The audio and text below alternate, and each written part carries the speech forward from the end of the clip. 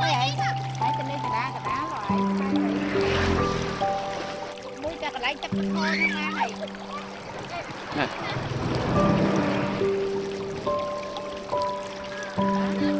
nhưng sao ta